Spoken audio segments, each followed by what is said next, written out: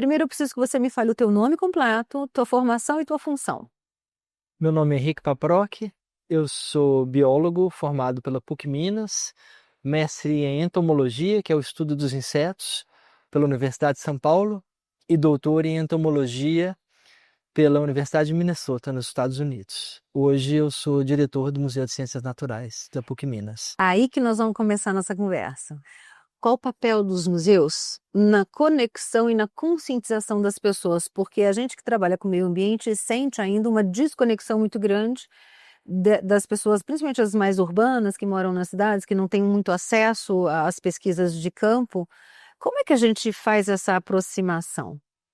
Existe um fenômeno mundial que a gente chama de omissão da ciência. A ciência produzida, ela fica enclausurada entre cientistas, não chegando aos tomadores de decisão, nem chegando à sociedade. E a gente considera que museus são uma das janelas que a ciência tem para a extroversão do conhecimento para a sociedade. Então, de uma maneira não formal, de uma maneira assim, diferente da maneira que a gente tem uma sala de aula com conteúdo programático e etc., no museu você vai aprender desde física lá, newtoniana, brincando com alavancas, até a importância da biodiversidade para a gente entender o porquê que nós temos que fazer conservação acontecer, conservação da natureza acontecer em um país. Então é uma maneira muito eficiente de se educar, principalmente crianças e jovens, numa coisa que a gente chama de letramento científico, que é entender o método científico e como que ele provém de respostas da melhor maneira possível, porque o contraponto disso é a opinião. E a opinião sem evidência, ela nada mais é do que um chute, né, no escuro. A opinião com evidência baseada na ciência, e esse letramento científico evita que a gente tenha antivacinas, terraplanistas, pessoas que tiram essas teorias assim do nada e acham que elas são tão importantes quanto as teorias científicas. Eu estava passeando pelo museu, eu sou apaixonada por arqueologia, por paleontologia, e estava vendo ali as representações dos fósseis dos animais extintos, e aí me veio na cabeça uma sensação um pouco estranha até, porque eu estava vendo animais que foram extintos, e hoje a gente vive uma sexta extinção, né, em andamento, várias espécies. A gente está aqui conversando, alguma espécie foi extinta em algum lugar do mundo em função de mudanças de hábitat, de mudanças no clima, enfim. Como é que a gente pode trabalhar esse olhar? Eu ouvi muito você falando do perfil, né, diante das questões ambientais, o otimista, o pessimista. Fala um pouquinho desses perfis. E eu até agora não consegui me encaixar muito, tô quase no otimista realista, mas assim, quais são esses perfis? Como é que você enxerga essa postura e o que que a gente precisa mudar? De uma maneira muito básica, a gente tem uma parte da sociedade desses entendidos destes dados que são catastrofistas e estão prevendo um fim da humanidade, então prevendo que não vai haver uma saída para as alterações climáticas e para a crise ambiental que a gente vive no mundo. E isso causa uma paralisia de ações. O fato de um pessimismo muito grande estar sendo imposto faz com que eu não tenha nada que fazer. É melhor aproveitar a minha vida, né? O avião está caindo, então eu vou ter os meus últimos minutos da maneira mais prazerosa possível. E de um outro lado, a gente tem otimistas que, quando exageradamente otimistas, também fazem o mal porque a ação não é necessária. A ação do próprio indivíduo não é necessária. E a gente ainda tem os otimistas que, baseados em evidências científicas, procuram atitudes que vão diminuir o impacto dela mesma num futuro que vem muito próximo, né? Eu gosto de pensar assim na imagem de uma criança visitando um museu como o nosso lá em 2050, onde novas exposições vão estar mostrando muito da diversidade que foi perdida, das extinções recentes, e perguntando para ela mesma, ou perguntando para um monitor, mas isso não poderia ter sido evitado? Por que que essa sociedade não evitou se eles sabiam o que estava acontecendo? Eles tinham todas as ferramentas nas mãos para se tomar decisões de que uma história evolutiva aí de milhões de anos não se encerraria por causa das nossas atividades. Por que não fizeram isso? E aí o sentimento que eu tenho Não vou estar vivo lá na época, quando isso é 2050, acho que ainda estou vivo, mas ainda não atuante, né? É de muita vergonha da nossa sociedade não ter agido em tempo de evitar que metade das nossas espécies esteja extinta até 2050. Então, mais uma vez, a gente volta ao fato de que educação, letramento científico é muito importante para que a gente faça, inclusive, boas escolhas de governantes, que têm nos seus planos de governo plataformas ambientais sólidas, que levam isso como uma das coisas importantes que tem que ser feitas por um governo. E uma outra coisa ainda são essas parcerias público-privadas, empresas que, por iniciativa própria, estão investindo muito em um futuro melhor. E ficar rotulando essas empresas que poluem quando elas estão investindo parte dos seus lucros em conservação de greenwashing também não leva a nada, assim, de que eles estão simplesmente lavando a sua ação com uma fachada. Não, eles estão iniciando um processo onde parte dos seus lucros estão revertidos em conservação. Pode não ser o suficiente, mas é o primeiro passo até que seja o suficiente. Quem determina se é ou não é suficiente é a própria sociedade, através da sua legislação ambiental. E tem também a ação individual, né? Eu costumo dizer que falar de conservação começa dentro de casa. Você não pode pensar em mudanças climáticas, em racismo ambiental, em discriminação, se você não pensa nas suas atitudes.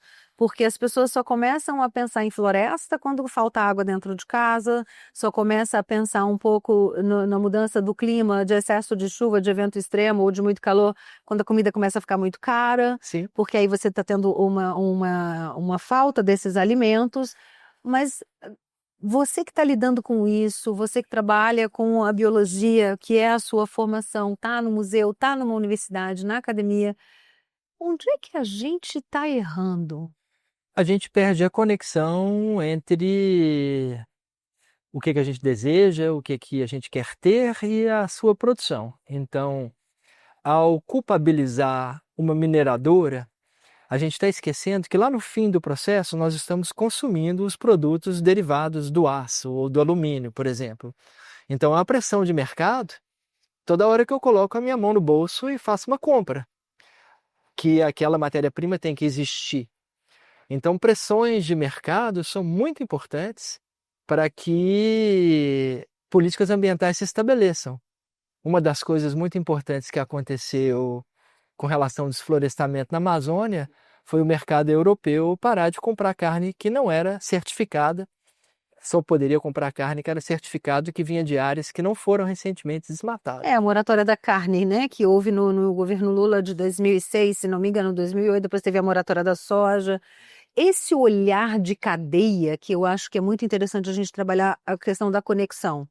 Por exemplo, no caso do cerrado, a gente está aqui em Minas Gerais, numa área de ocorrência de cerrado, em alguns lugares, outros biomas que a gente tem uma transição, e as pessoas sequer imaginam que é um bioma que levou 65 milhões de anos para evoluir, que o que a gente enxerga em cima do solo é um terço desse bioma, 2/3 estão embaixo da terra, com as raízes subterrâneas muito profundas.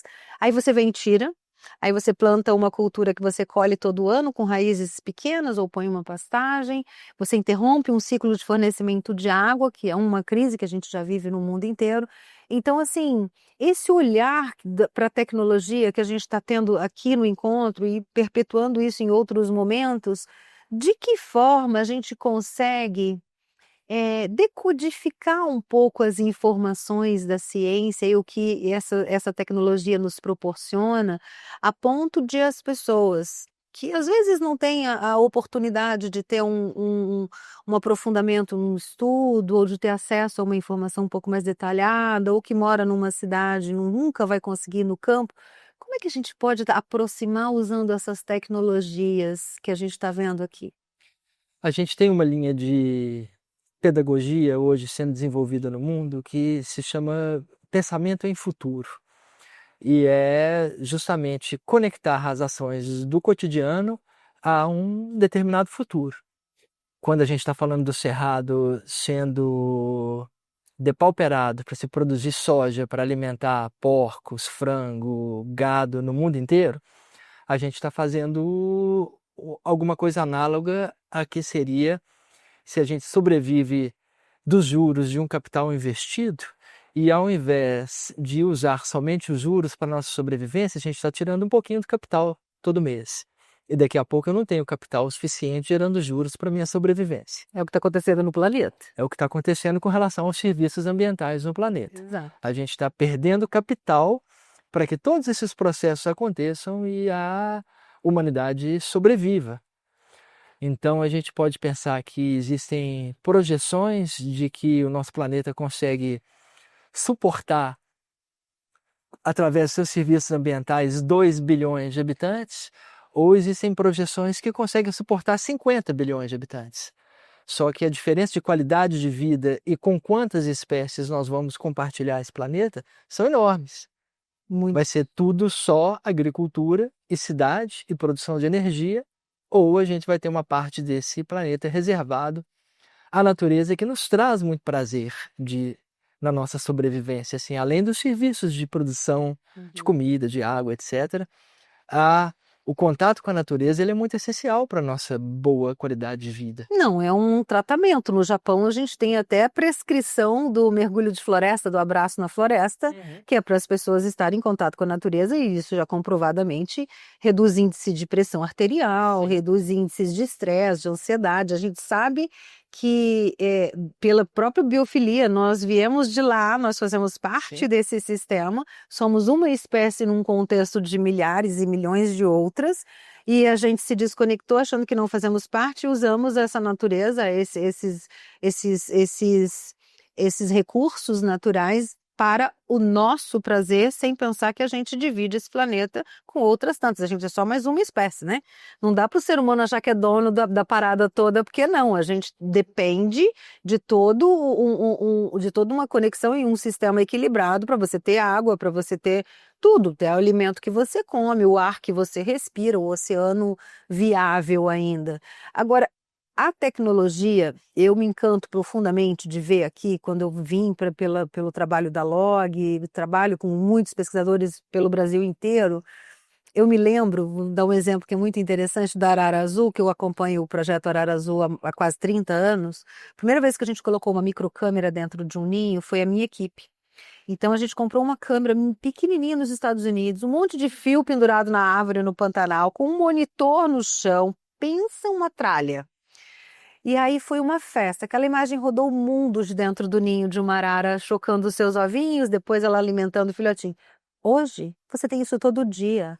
E se você fizer uma conexão via internet, você consegue ver de dentro de casa, em qualquer lugar do mundo, o Big Brother, o dia a dia das araras. Então hoje a tecnologia avançou muito e nos traz informações que são estratégicas para tomadas de decisão, mas ainda não há essa conexão com a ciência e a definição de estratégia. A gente tem algumas coisas, alguns avanços, mas ainda se trata, quem trabalha com a questão socioambiental, como o eco-chato, como aquele que, não, mas por que eu vou me preocupar com uma onça se eu tenho crianças morrendo de fome?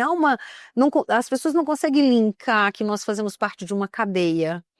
E nisso, pelo seu olhar das gerações que passam, você foi professor de muitas pessoas, tem biólogos aqui que falam, foi meu professor. A gente precisa avançar em qual ponto? São 2 pontos principais. Um deles, já citado, é a biofilia. Sim.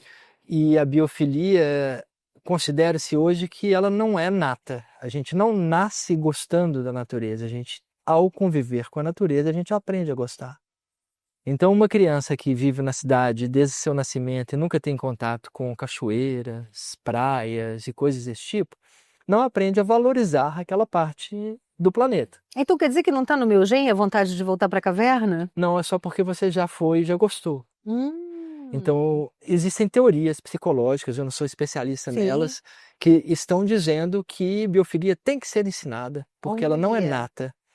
nato, muitas vezes, é o medo do desconhecido, o medo do venenoso, o medo do Que é perigoso. uma proteção, né? É um Sim. alerta de proteção que qualquer mamífero tem, várias outras espécies também. E aí muitos documentários, programas de televisão retratando uma natureza perigosa, uma natureza que te devora, uma natureza que te Ah, isso me envenena. dói o coração de um tanto quando eu vejo isso, porque eu acho que a natureza ela só agrega, né? Ela te ajuda a se construir como ser humano. E aí fica a sugestão de leitura de um livro do Eduardo Wilson, que é um naturalista que morreu em 2023, muito importante, um biólogo dos mais importantes do mundo, que se chama Biofilia.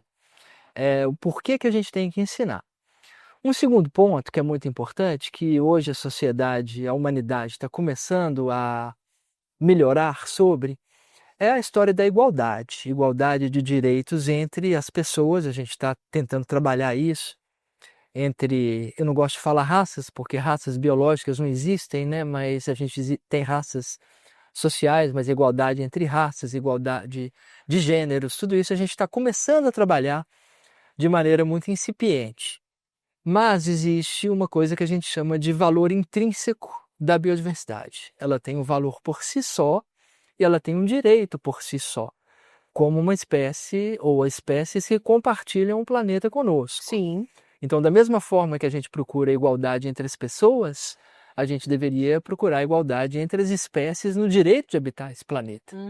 Concordo plenamente com isso. Isso ainda é muito mais incipiente do que a história da biofilia. Você vê alguns países que já reconhecem esse direito, o rio está limpo, aquela espécie que só ocorre naquele lugar, uma espécie endêmica naquela região, então você não pode fazer uma expansão de, sei lá, um gasoduto, uma estrada, porque senão você vai comprometer aquele habitat. Você vê que já existem movimentos no planeta, inclusive no Brasil, de reconhecimento do direito da natureza de existir conservada. Simplesmente porque é a natureza. Porque é a natureza e por todo o papel importante no contexto. E também, por outro lado, a gente tem na Constituição brasileira o artigo 225, que é que todo brasileiro tem direito a uma natureza conservada, a um acesso à água limpa, a acesso ao ar limpo. Então, isso no papel está indo muito bem, mas as pessoas ainda não conseguem olhar com respeito às espécies como um igual. O ser humano ainda se olha como superior. Sim. E como usuário de todo esse E que tem todo o planeta. direito, né? Sim. O que fez com que a valoração dos serviços ambientais, o quanto que um pedaço de floresta vale financeiramente por produzir água, por sequestrar carbono e regular clima, foi um caminho um pouco perigoso, porque é um caminho onde, ao colocar preço nas coisas, você pode ter recursos o suficiente para que seja mais lucrativo fazer outra coisa do que o serviço ambiental. Então, isso foi um caminho difícil de trilhar. A gente tem que pensar, além dos serviços ambientais, sua valoração desse valor intrínseco da natureza de merecer habitar esse planeta simplesmente porque são espécies como a nossa. Mas aí você me leva a um outro lugar. O professor Fernando Fernandes, ele faz uma colocação que me deixa muito... eu fico muito intrigada, que algumas espécies que tiveram extinção recente, que conviveram com os homens mesmo, nos primórdios, o processo de extinção foi mais acelerado em função da presença do homem. Sem dúvida. Né? Eu sou a louca de querer ter visto um dodô correndo grandão para cima e para baixo, que deve ter sido lindo, uma preguiça gigante aqui no nosso centro-oeste, no centro de Brasil, um tigre dente de sabre, que a gente sabe que conviveu com os primeiros moradores. A gente tem aqui no museu a nossa Luzia, que já explica um pouco, né, todo um processo de ocupação humana das Américas. Então, assim, o homem, ele sempre foi o maior e o pior dos predadores. E agora com tecnologia, dinheiro, desculpe, mas eu acho que às vezes é um pouco de petulância, né, de se achar mais importante do que as outras espécies, se acha o dono do planeta. E aí, vai mudar isso como? Mas muitas vezes não são decisões realmente pensadas, né? É aquela história do consumo associado a uma degradação que a gente perde completamente a conexão. Então, se eu resolvo comer carne vermelha todos os dias e fazer churrasco no fim de semana, eu estou desmatando a Amazônia. E o Isso é. Pantanal e o Cerrado, porque também tem grandes criações de gado nessas regiões. E aí mexer na cultura é uma coisa muito difícil, porque fala assim, poxa, na minha dieta você não vai mexer. A minha dieta é muito mais importante do que eu tentar fazer toda essa conexão ambiental. Então, mudanças culturais são muito complicadas de acontecerem, extremamente complicadas de Deixar acontecerem, de andar de carro todos os dias, né? porque a gente Combustível repete o fóssil. que a gente aprendeu na nossa infância, a gente continua repetindo e fazendo, e para a gente ter uma mudança de paradigma de que daqui para frente eu farei diferente, mesmo que isso me traga menos conforto, é muito difícil. Então, uma pessoa que carrega água na cabeça todos os dias durante a sua vida inteira acha aquilo natural. Uma vez que você tem na sua torneira, você já deixa de achar aquilo natural. E se a gente colocar num contexto de igualdade entre pessoas na humanidade, tem 2 bilhões de pessoas no mundo que hoje carregaram água na cabeça para chegar em casa. Então, a gente desconecta mais uma vez as nossas atitudes de consumo diárias a um processo de degradação que vem lá na base. Mas é justamente pela falta de empatia, porque as pessoas não se importam, porque a pessoa muitas vezes só vai pensar nisso quando vai abrir a torneira e não tem água em casa. Por isso que talvez a gente precisa de mais público e menos privado na humanidade para que a coisa funcione. Então, como seria esse mais público e menos privado? Existem duas faces assim da mesma moeda, que é o fato de que muitas vezes o que é público a gente não tem apreço suficiente para conservar. E o maior exemplo disso hoje é a atmosfera. Sim. A atmosfera não pertence a ninguém do mundo, então vamos jogar carbono porque eu não vou desacelerar a minha economia, a economia do meu país, para diminuir a quantidade de carbono, porque a China está jogando, os Estados Unidos está jogando. Então, Brasil, enfim. Então, quando você começa a cobrar pelo aquilo que você produz, pelo aquilo que você polui, pelo aquilo que você lança, que vai do privado e afetar um coletivo, você acredita que pelo bolso pode ser um caminho? pelo bolso é um caminho. Quando a gente começa a incorporar o preço do dano ambiental aos produtos, você já não tem dinheiro para comprar os produtos que causam muito dano na intensidade que a gente tem hoje. Então hoje não está contabilizado em várias das coisas que a gente consome o dano que se causa à natureza. Gostei dessa ideia. Sabe o que veio na minha cabeça? Pivô central em lavoura no Centro-Oeste, jogando água para tudo quanto é lado, num momento em que a gente sabe que o regime de pluviometria lá diminuiu, chovendo menos, você tem menos abastecimento dos aquíferos de recarga. Eu moro na região do Pantanal, o nosso Pantanal desde 2018 não tem cheia, é a maior planície alagável do planeta que está ficando sem água, está secando. E as pessoas continuam usando em indústria, continuam usando na produção no campo, e nem sempre, em alguns lugares, já existem comitês de bacias hidrográficas que fazem uma cobrança de águas subterrâneas, de águas superficiais, de captação, mas são movimentações isoladas, não há uma diretriz de nação para que isso seja uma prática para todos. Eu costumo pensar exatamente nesse olhar.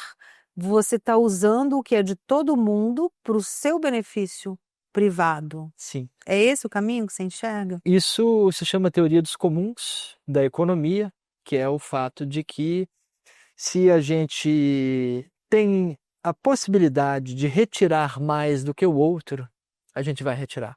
Sim. E aí, porque eu vou ter mais lucro do que ele. Então, no caso do pivô, se eu tenho um outro agricultor que utiliza uma tecnologia mais cara para produção, porque ela economiza água, ele não consegue competir com aquele que usa o pivô, porque o preço do produto dele vai ser maior do que o produto do cara que utiliza o pivô, que é uma tecnologia muito mais barata. Então, a única maneira é uma intervenção do Estado, do ponto de vista de que os financiamentos para tipos diferentes de agricultura com menor e maior impacto têm que ser diferenciados.